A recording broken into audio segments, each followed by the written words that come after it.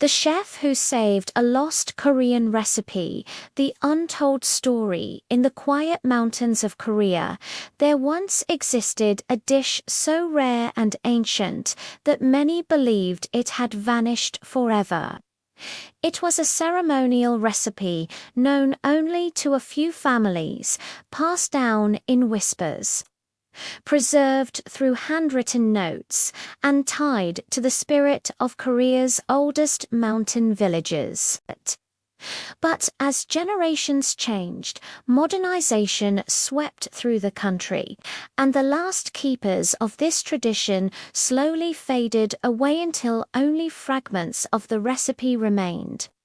This story begins with a humble chef named Han Do-eun, a man who dedicated his life to preserving Korea's culinary identity. Do-eun wasn't famous, nor did he own a fancy restaurant.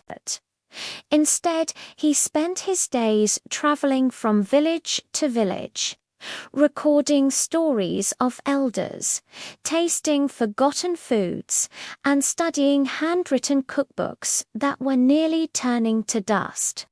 One day, in a remote village near Gangwon province, he stumbled upon an elderly woman who mentioned an ancient ceremonial meal called gungami banquet, a dish believed to bring good harvest and unity among families.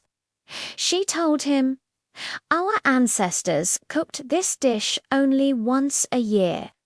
When the last shaman died, the recipe died with her." But Do-eun didn't believe it was gone. Something inside him said the recipe still lived somewhere. For the next 3 years, he researched tirelessly. He searched temples, old archives, and private collections.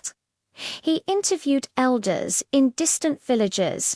Slowly, he began uncovering clues: an ingredient written in dialect, a cooking method carved into wood, a forgotten spice mentioned in a 200-year-old text.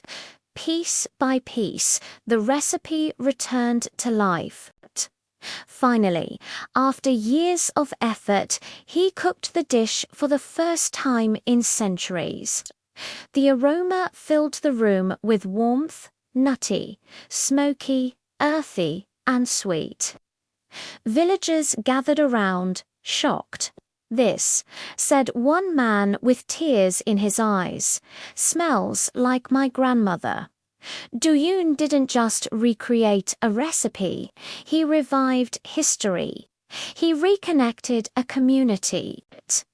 He saved a piece of Korea that was nearly erased by time. News spread quickly.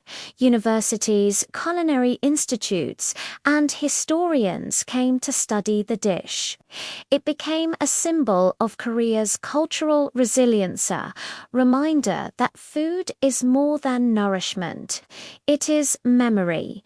It is identity. It is a living story passed from one generation to the next. Today, thanks to Do-eun's determination, gungmi banjim lives again, and so does the spirit of the ancestors who created it. This is not just the story of a chef. It is the story of a guardian, someone who fought to protect the soul of Korean cuisine.